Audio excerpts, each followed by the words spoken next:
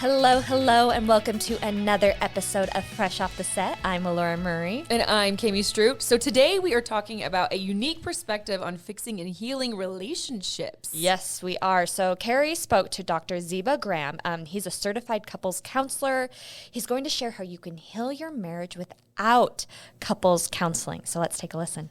I am really excited to talk to today's guest, Ziba Graham Jr. Thank you for joining me.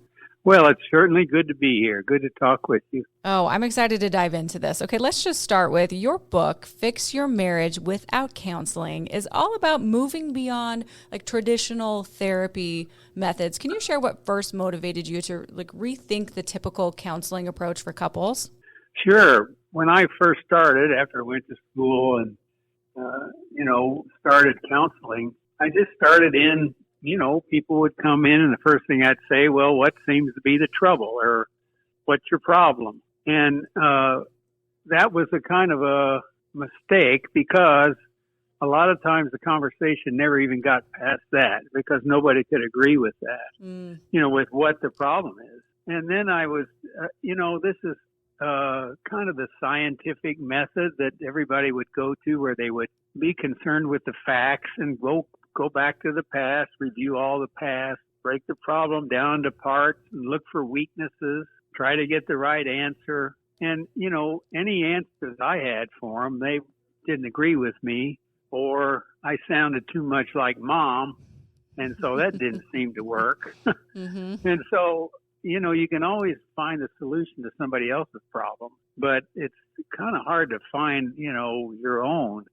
So I just got real frustrated in trying to find the problem that never seemed to find. And then the couples would just disintegrate right before my eyes and start arguing and back and forth and everything, from your family raised you. And it just didn't work. Yeah. Well, and in the early days of your career as a licensed marriage and family therapist, you noticed that sometimes it wasn't very encouraging because of the focus on the problems and the blame. So what was that light bulb moment that made you realize, something needed to change in your methods? Well, one of the things was I was very unhappy because I had to hear all this bad stuff that was going on.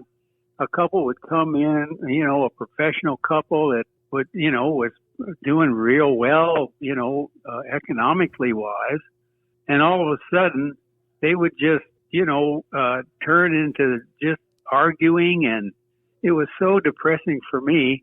And I really didn't want to hear just all of these stories over and over and how bad it was. And so I just got depressed. And I even talked to my superior about, I don't think this is cut out for me.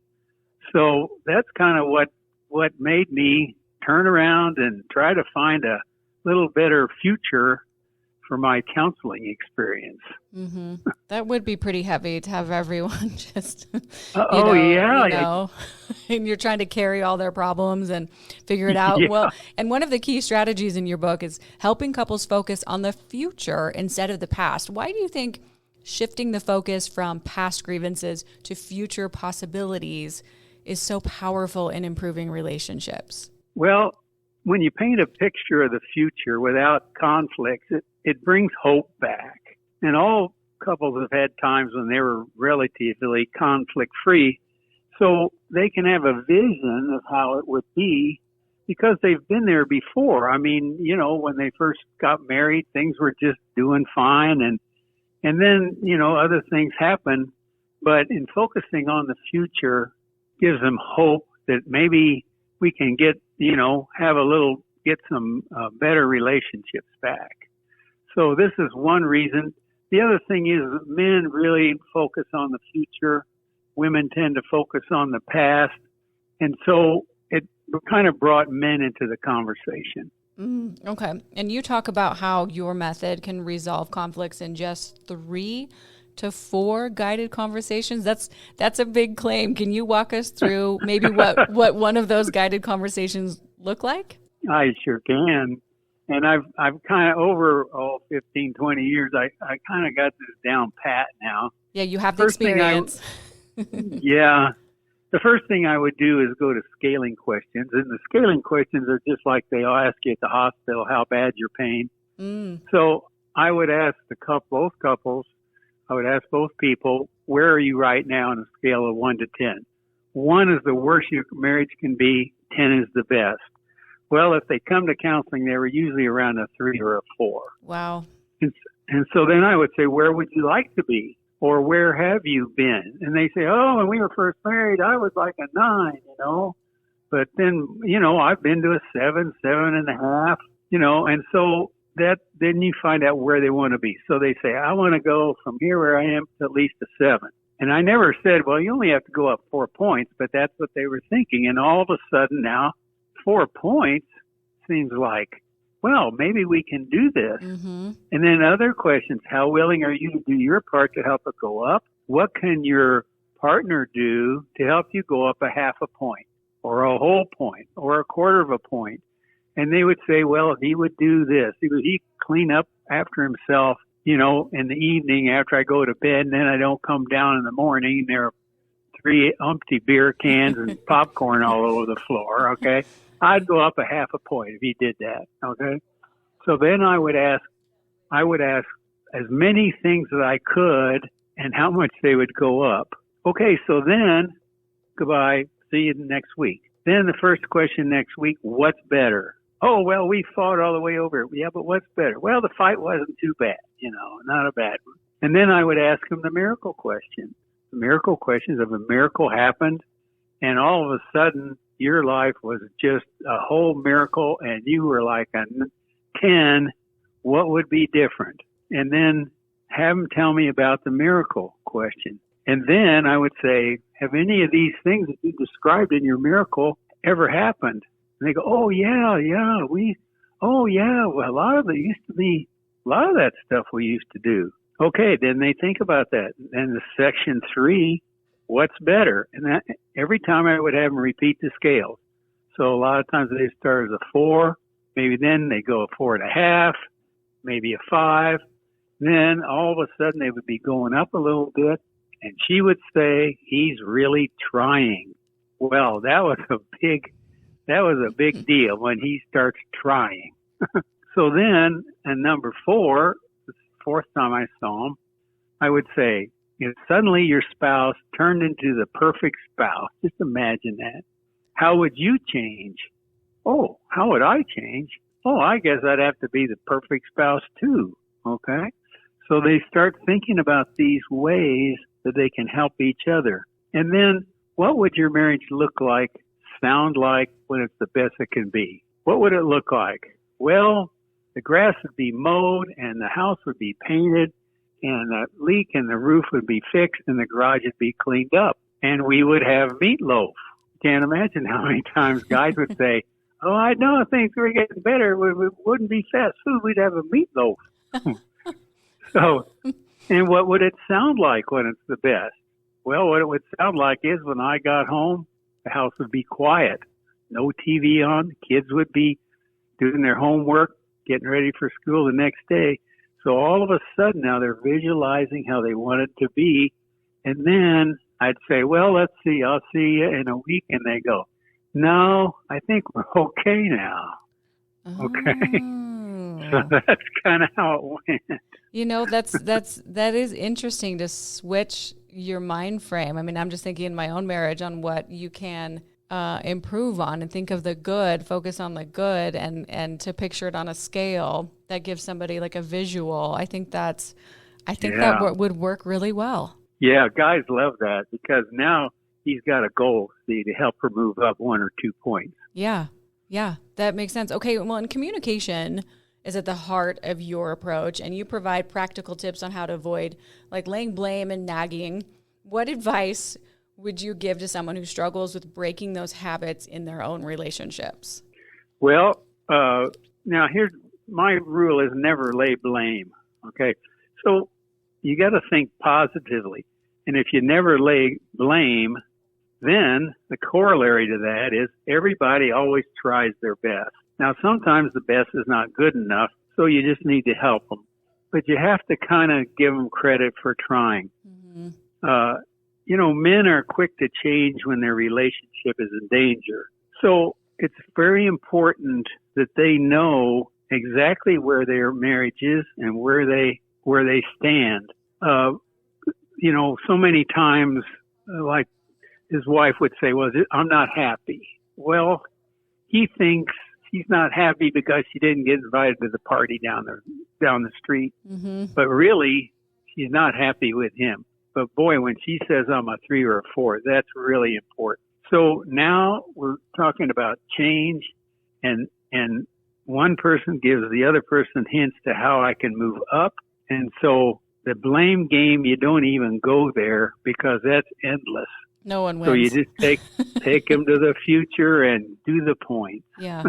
No, that's good, Ziba. Okay, and as the therapist who has guided, you've guided countless couples. What are some of the common mistakes people make when they're trying to fix their marriage, like on their own? And how can we avoid those pitfalls? Maybe just give us a couple examples. Yeah, okay. Well, the thing is, it's always counterproductive to try to identify the problem or the conflict. And then it just causes a major split, and that's kind of, going the wrong direction. Mm-hmm. So then their marriage is a problem, then they are the problem, and then the only way to get out of this problem is, a split or something like that. So you never want to talk about the problem because you can never find the answer. That's a really good point. I like that advice. And you've mentioned that Fix Your Marriage Without Counseling, your book, is especially practical for men. What about your approach resonates with men, and how have you tailored it to appeal to them? Okay, so with men really appreciate this method. It minimizes talking. For men, talking increases stress. This method also enables men to stay in their left brain where they're more comfortable. Okay. It's not talking about feelings or anything. It's action-oriented. Men try to get their spouse up a few points. It works fast, so men can receive the results quickly. Goes to the future, which is more comfortable than the past for men. Mm-hmm. Talks about facts, and it helps men focus on just 2 or 3 things that they can do to help their spouse. And they also know where they stand in the relationship, and that's really important. Because men want to be her hero, and if he helps her go up 2 or 3 points, he feels good about that. That's good. And then results. Result driven. If you're a result driven person, it's like, okay, let's get to the bottom of this and let's get results. Ultimately, what we all want, right? Yes, right, exactly. Okay, and Ziba, after retiring from counseling, you've written multiple books and articles. How does writing about relationships compare to being in the room with a couple going through therapy? Well, one of the things, the biggest difference is that I've always felt that when the student is ready, the teacher will appear. In counseling, the student is ready, so they're ready to work on the relationship. When writing about relationships, often the student isn't ready. Ideally, it's better to get ready before you really need help. So it's a little bit different because when I write or give presentations, a lot of times a lot of things kind of go over their head. But I think it's real important to get a book before you need it, and then you just kind of know, kind of how it's going so that you just can kind of catch it early. I think that's important. Sure. Okay, and lastly, what do you hope couples will take away from your book and your methods that could change the way they approach challenges in their own marriages, like for the long term? Okay, the main takeaway, I think, get the book, read it, put it on the shelf. You will need it later. And so will your kids and friends and neighbors. Many couples, they have told me that they get this book and they just keep it handy, use it periodically. Also, when another person says, Bob and I are having troubles, just loan them the book before you hear more than you want to. So what I've found is that what this book does is it helps to minimize conflicts. And a lot of times as a child, you don't know how to resolve conflicts because maybe your parents divorced or they solved their conflicts quietly out on a walk. So everybody needs to learn all over again how to resolve conflicts, and that's what I help them do. That's so good. I love this conversation, Ziba, because we're focusing on building on the good, and these are our relationships in our lives with the people that matter most to us, the people that we love the most. So it's important to, do whatever we can to strengthen those relationships. You've given really great advice. Ziba, where can we find your book and follow more about you? Oh, my book, Fix Your Marriage Without Counseling, A Practical Method Men Will Appreciate, is on Amazon. You can get it at your favorite bookstore. If you just ask them, they'll get you a copy. You can get it at Walmart.com, but it's available in all those places. Okay. All right. Ziba, thank you so much for joining me today on Fresh Off the Set. It's been a pleasure talking with you, and we've gotten lots of great advice for our relationships. Ziba, thank you so much. Oh, you're quite welcome. Good to chat. And thank you for listening to another episode of Fresh Off the Set. Please rate, review, and subscribe, and we will see you next week. Congrats, you made it to the end. If you want to continue to freshen up your day, you can watch us on Fresh Living every weekday on CBS Channel 2 in Utah at 1 o'clock. You can also watch us on our YouTube channel, KUTV Fresh Living, and follow us on social media. We will see you next week.